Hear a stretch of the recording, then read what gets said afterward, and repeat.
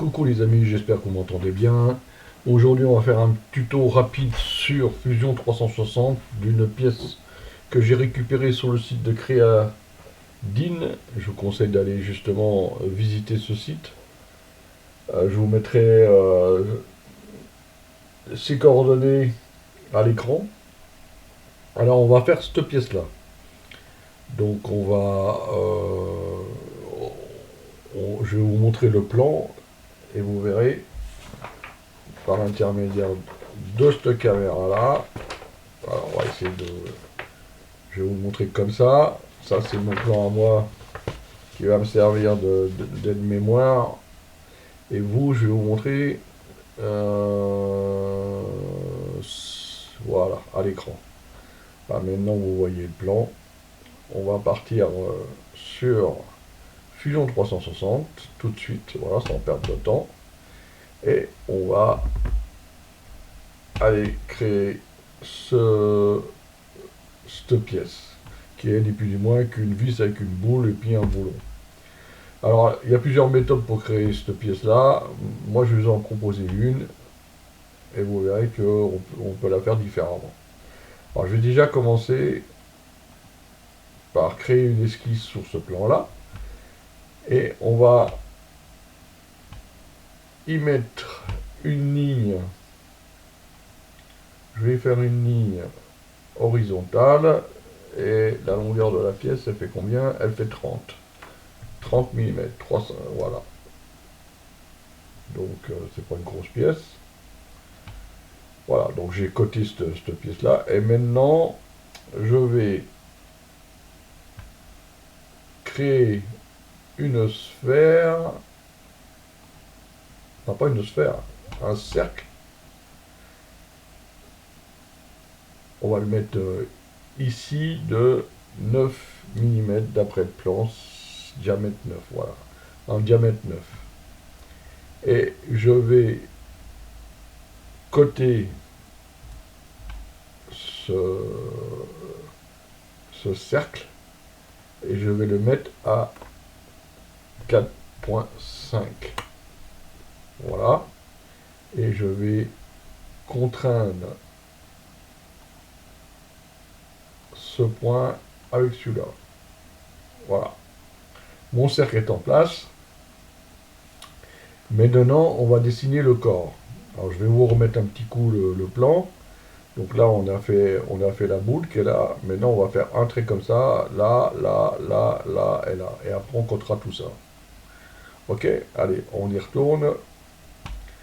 Donc, on prend l'outil ligne. Voilà, on se met n'importe où, peu importe. On fait déjà un trait comme ça. Après, on monte. On emmène un comme ça, on emmène comme ça, on emmène comme ça, et on emmène un comme ça. Voilà. Alors évidemment, on va mettre des contraintes un peu partout. Voilà, une contrainte de verticalité, contrainte d'horizontalité, voilà. Pareil, verticalité, horizontalité, voilà. Maintenant, on va coter cette partie-là, parce qu'on voit qu'il reste des traits bleus, donc ça veut dire que l'esquisse n'est pas contrainte. Donc on va, pour la contrainte, on va lui mettre des cotes. Donc on va déjà commencer par mettre cette cote-là, qui est... alors pardon, c'est pas de là qu'il faut la prendre, c'est de là à là. Donc on appuie sur la touche D,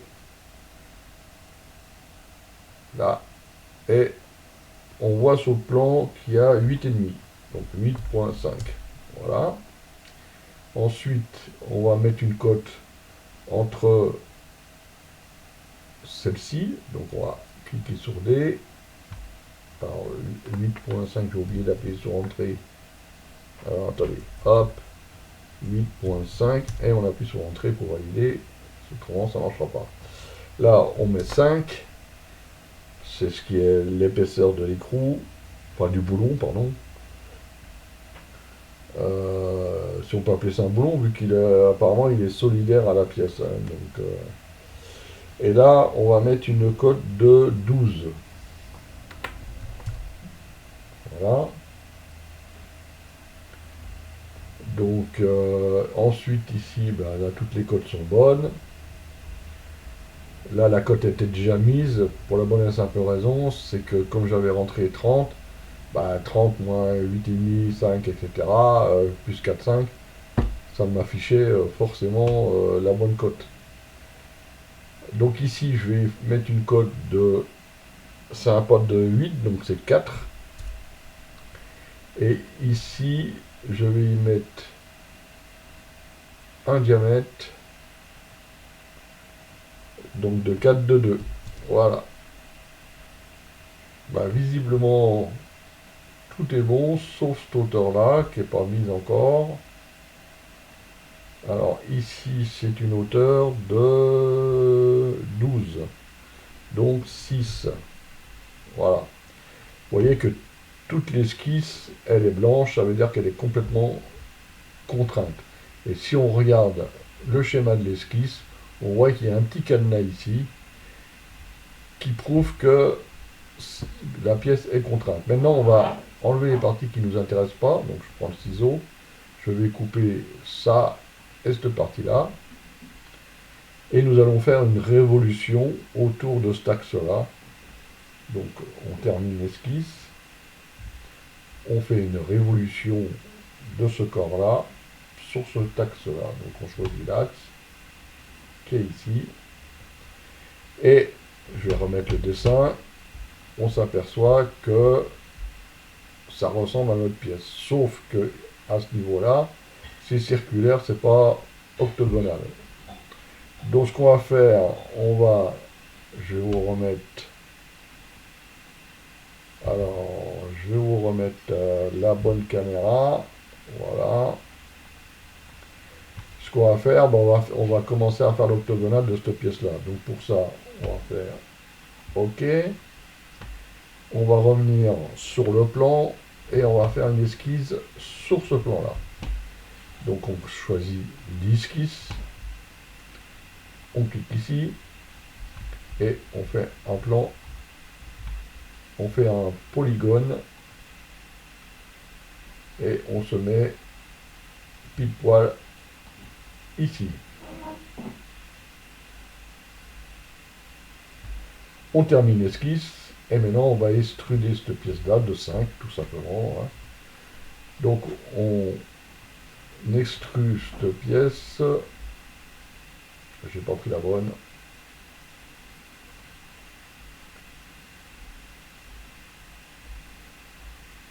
Alors je vais retirer le corps qui me gêne pour l'instant. Voilà, parce que moi j'ai besoin de prendre toute la pièce entière. Voilà. Et de le faire de 5. Donc il faut que je remette le corps et je fais moins 5. Évidemment ici je vais mettre nouveau corps, je vous expliquerai pourquoi après. On aurait pu mettre joint. Mais là je vais mettre nouveau corps.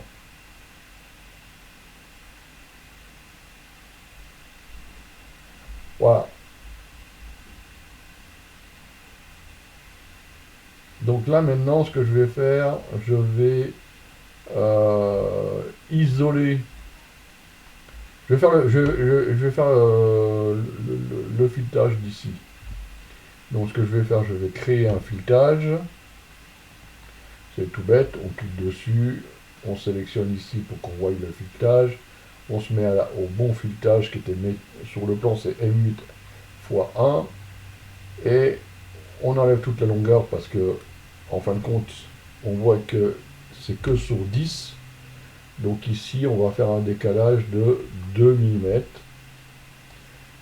Et on fait OK.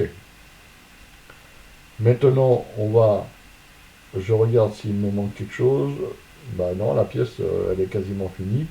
Par contre, si on imprime ça et qu'on veut que ça s'enfile correctement dans un écrou, il va falloir mettre un chanfrein. Alors on cherche l'arête la plus petite, voilà, c'est celle-là, et on va y mettre un chanfrein de 1. Non, ben c'est pas la bonne arête. Donc on fait échappe. Donc on va sélectionner cette arête-là. Voilà, c'est celle-là. Donc on met un chanfrein de 1. Et maintenant, j'ai fait exprès de faire un nouveau corps parce qu'on va supprimer tout, sauf cette pièce-là. Et sur cette pièce-là, on va y faire des chanfreins. Alors je vais vous expliquer comment on fait ça. On prend une esquisse, on sélectionne la face, on va l'extruder. Donc on va extruder cette face-là. Alors on va terminer l'esquisse et on va extruder. Voilà. Et on va extruder par ici. On va assez loin. Autrement, on n'aura pas un angle assez important. Et là, on se met à 45 degrés à peu près. Voilà, 45 degrés ici. Et ici, on ne peut pas couper, évidemment, on fait intersection. Voilà. Et on fait OK. Et on s'aperçoit que il n'y a rien.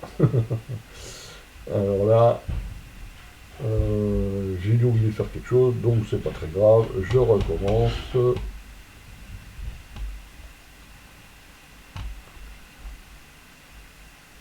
Pourquoi il n'y a rien?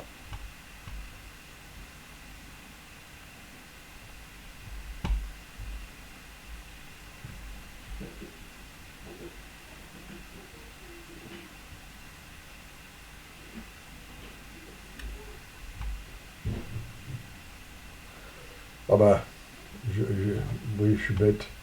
J'ai carrément oublié un truc, hein.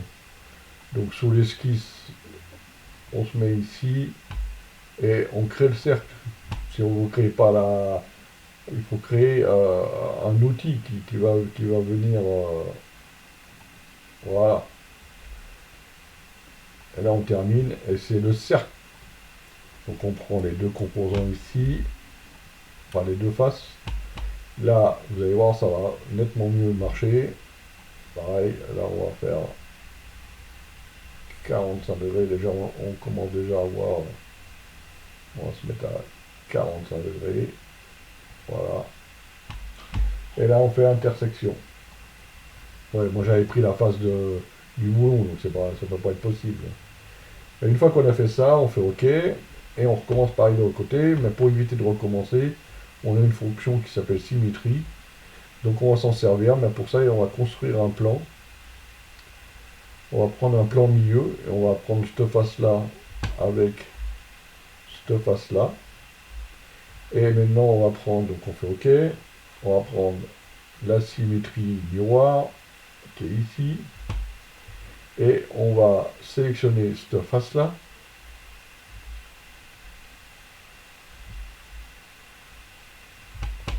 Pardon. On va sélectionner la fonction qu'on vient de faire, qui est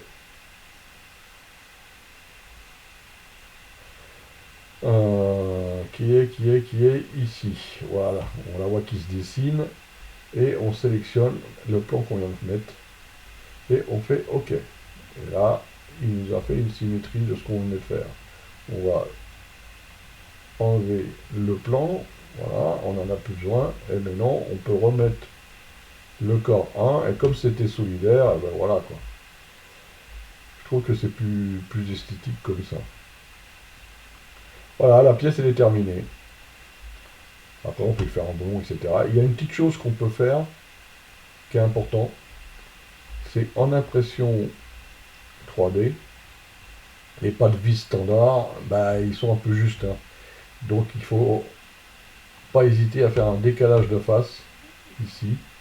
Donc, on sélectionne les faces, celle-ci et celle-ci.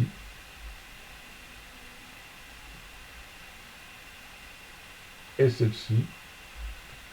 Et là, on va décaler la face de 0.015, mais pas en plus, mais en moins. Et on fait entrer. Voilà. Comme ça, si on fait un boulon en impression 3D, ça rentrera plus facilement. Autrement, on aura du mal à... Les impressions 3D ne sont pas au centième comme les plans, les écrous, etc. Les codes qui sont mis professionnellement, bah, voilà. Vos impressions ne vont pas aussi précises. Ça viendra peut-être un jour. Bon, ben voilà. Allez, je vous mets un petit écran. Je vous reprends en full. Allez, en face, on va le mettre en full comme ça. Il